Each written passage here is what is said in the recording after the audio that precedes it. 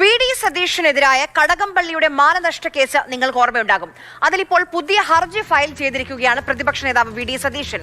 കേസിൽ പ്രതിപക്ഷ നേതാവ് മലക്കം മറിഞ്ഞു എന്ന തരത്തിൽ വാർത്തകൾ വരുന്നത് തടയണമെന്നാണ് ഹർജിയിലെ ആവശ്യം. അടുത്ത മാസം 6-ന് തിരുവനന്തപുരം സബ് കോടതി ഈ ഹർജി പരിഗണിക്കും. അനന്തകൃഷ്ണൻ വിവരങ്ങളുമായി നമുക്കൊപ്പം ചേരുകയാണ്. അനന്തൻ, മതിയായ തെളിവുകൾ ഹാജരാക്കിയില്ല, വീണ്ടും തീയതി നീട്ടി ചോദിക്കുന്നു, അങ്ങനെ ചില വാർത്തകളൊക്കെ വന്നിരുന്നു. അത് ശരിയാണ്. ഇപ്പോൾ പ്രതിപക്ഷ നേതാവിന്റെ ആവശ്യം എന്താണ് ഈ വിഷയത്തിൽ?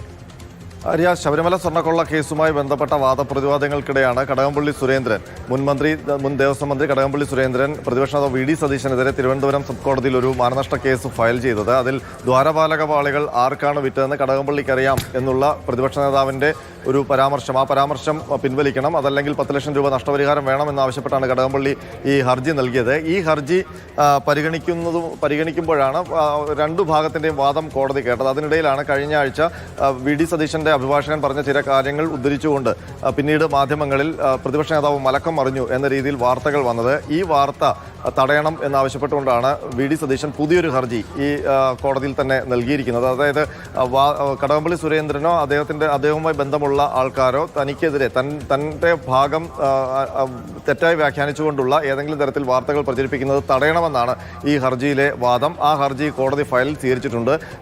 6-ാം തീയതി, അടുത്ത മാസം 6-ാം തീയതി അതിൽ വാദം കേൾക്കും. അതിൽ വാദം കേട്ട ശേഷമാകും ആദ്യത്തെ ഹർജിയിലുള്ള വാദം തുടരുന്നത്. ഏതായാലും ഈ നേരത്തെ കഴിഞ്ഞ ആഴ്ച കോടതി വി.ഡി. സതീശന്റെ ഭാഗം കേട്ടിരുന്നു. അതിൽ വി.ഡി. സതീശൻ പറഞ്ഞത് ദേവസ്വം മന്ത്രിയായിരുന്ന കടകംപള്ളി സുരേന്ദ്രൻ അറിയാതെ ദേവസ്വം ബോർഡിൽ ഇത്തരം തിരിമറികളൊന്നും നടക്കില്ല എന്ന് ഉദ്ദേശിച്ചുകൊണ്ടാണ് താൻ അത്തരം പ്രസ്താവന നടത്തിയത്. അതിൽ ഇപ്പോഴും ഉറച്ചു നിൽക്കുന്നു എന്നാണ് വാദിച്ചത്. ഏതായാലും ഈ പുതിയ ഹർജി, അതായത് വി.ഡി. സതീശന്റെ പുതിയ ഹർജി കൂടി പരിഗണിച്ച് അതിൽ വാദം കേട്ട ശേഷമേ കടകംപള്ളി സുരേന്ദ്രന്റെ ഹർജിയിലുള്ള വാദം തുടരുകയുള്ളൂ.